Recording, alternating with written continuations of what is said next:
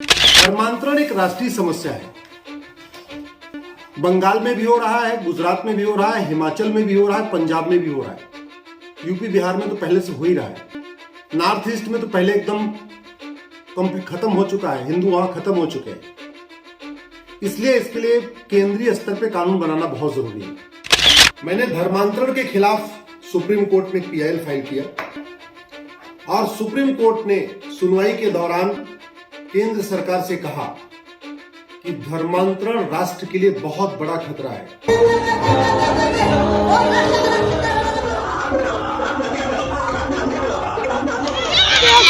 पहली बात तो ये कि हमारा जो भारत का संविधान है ये राइट टू रिलीजन देता है, राइट टू कन्वर्जन नहीं। ये धर्मांतरण का अधिकार देता है, धर्म परिवर्तन का अधिकार नहीं देता।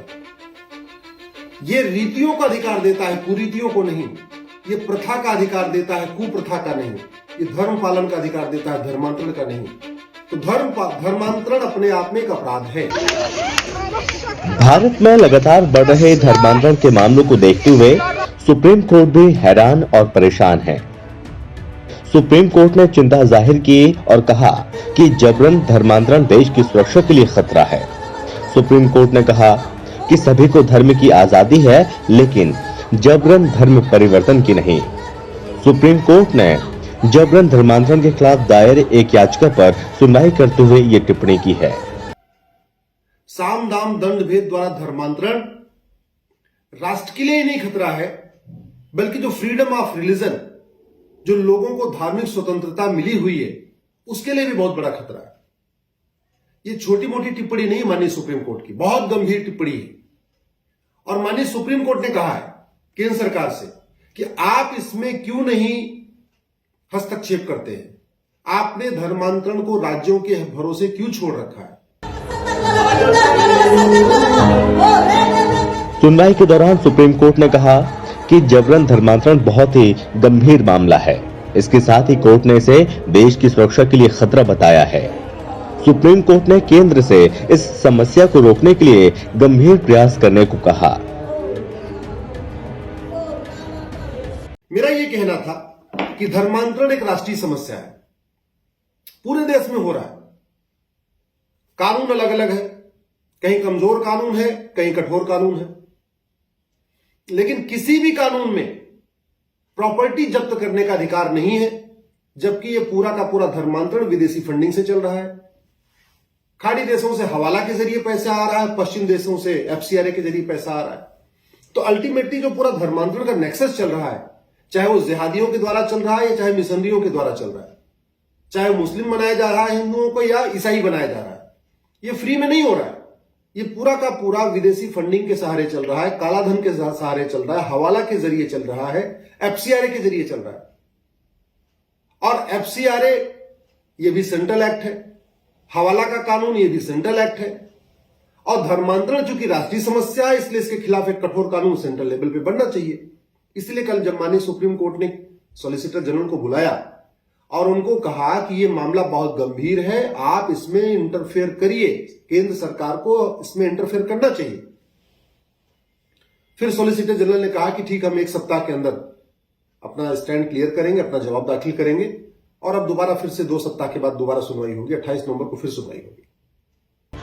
सुप्रीम कोर्ट ने कहा यदि जबरन धर्मांतरण नहीं रोका गया तो हमारे सामने बहुत कठिन स्थिति आएगी।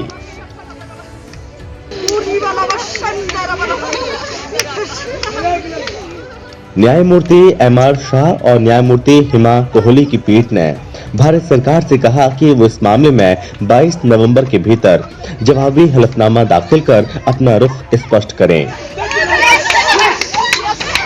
पीठ ने कहा धर्म परिवर्तन एक गंभीर मुद्दा है। ये अंततः राष्ट्र की सुरक्षा के साथ साथ नागरिकों के धर्म और विवेक की स्वतंत्रता को प्रभावित कर सकता है। इसलिए ये बेहतर है कि केंद्र सरकार अपना रुख स्पष्ट करे और बताए कि इसके लिए और क्या कदम उठाए जा सकते हैं। सुनवाई के दौरान बेंच ने कहा कि धर्म की स्वतंत्रता हो सकती है, लेकिन जबरन धर्म परिवर्तन की कोई स्वतंत्रता नहीं है।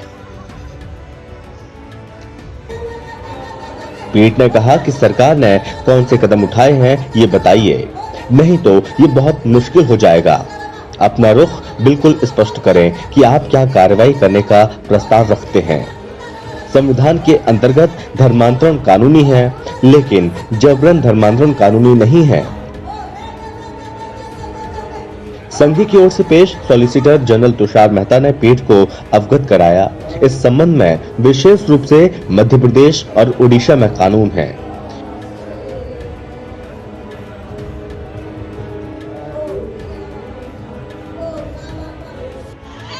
इन अधिनियमों की वैधता को शीर्षतम न्यायालय के अधिवक्ता अश्विनी कुमार उपाध्याय द्वारा दायर याचिका पर सुनवाई कर रही थी। इसलिए मैंने सुप्रीम कोर्ट से निवेदन किया, या तो सेंट्रल गवर्नमेंट एक कानून बनाए धर्मांतरण के खिलाफ कठोर कानून, नहीं तो इंडियन पिनल कोड को अमेंड करे, चैप्टर 15 जो ऑफेंस रिलेटिंग टू रिलीजन है उसको अमेंड करे और उसमें धर्मांतरण के लिए 2 नए सेक्शन जोड़ दे। और एक बात मैं फिर ये भी कहता हूं, केवल धर्मांतरण नियंत्रण कानून से धर्मांतरण नहीं रुकेगा, क्योंकि खाड़ी देशों से करोड़ों रुपए आ रहा है धर्मांतरण के लिए, हवाला के जरिए आ रहा है। तो जब तक हवाला की फंडिंग नहीं रुकेगी तब तक धर्मांतरण नहीं रुकेगा, तब तक जिहादी धर्मांतरण कराते रहेंगे। इसी तरीके से मिशनरियों की फंडिंग वेस्ट कंट्रीज से होती है, पश्चिम देशों से होती है, वो एफसीआरए के जरिए होती है। तो जब तक एफसीआरए कानून खत्म नहीं होगा, एक नया चंदा नियंत्रण कानून नहीं बनेगा, विदेशी जो फंडिंग आ रही है, जो विदेशी चंदा आ रहा है उसको कंट्रोल करने के लिए नया कानून नहीं बनेगा, तब तक मिशनरियों का धर्मांतरण नहीं रुकेगा। इसलिए मैं कह रहा हूं, धर्मांतरण नियंत्रण कानून बनना चाहिए, कठोर कानून बनना चाहिए। इसमें कम से कम 100% प्रॉपर्टी जब्त करने और 10 से 20 साल की सजा देने का प्रावधान होना चाहिए। याचिका में केंद्र और राज्यों को धमकी देकर, धोखे से गिफ्ट और रुपए पैसों का प्रलोभन देकर धर्मांतरण को रोकने के लिए कड़े कदम उठाने का निर्देश देने की मांग की गई थी। पूरे देश में काला जादू, अंधविश्वास के सहारे धर्मांतरण फैलाया जा रहा है। नपुंसकता खत्म करने का बात की जाती है कि भाई ठीक है, बच्चे नहीं पैदा हो रहे हैं, तुम धर्मांतरण कर लो, हम बच्चे पैदा हो जाएंगे। बाझपन खत्म करने के नाम पे धर्मांतरण किया जा रहा है, कैंसर ठीक करने के नाम पे धर्मांतरण किया जा रहा है। ऐसी ऐसी गंभीर बीमारियां जिनको न वैद्य ठीक कर पा रहे हैं, न डॉक्टर ठीक कर पा रहे हैं, वो कह रहे हैं प्रेयर कर लो जी ठीक हो जाए। जगह जगह चंगाई सभा लग रही है, जगह जगह जो है और पता नहीं कौन कौन सी मीटिंग चलती रहती है, कब और सामूहिक रूप से धर्मांतरण हो रहा है। स्कूल में एडमिशन कराने का लालच देकर धर्मांतरण किया जा रहा है। मिशनरी स्कूलों में जिन बच्चों का एडमिशन हो जाता है उनका ब्रेन वॉश किया जा रहा है कि तुम कन्वर्ट हो जाओ। हॉस्पिटल में इलाज कराने का लालच देकर धर्मांतरण किया जा रहा है। काला जादू दिखा के धर्मांतरण किया जा रहा है, अंधविश्वास के सहारे धर्मांतरण किया जा रहा है, लेकिन कानून नहीं है।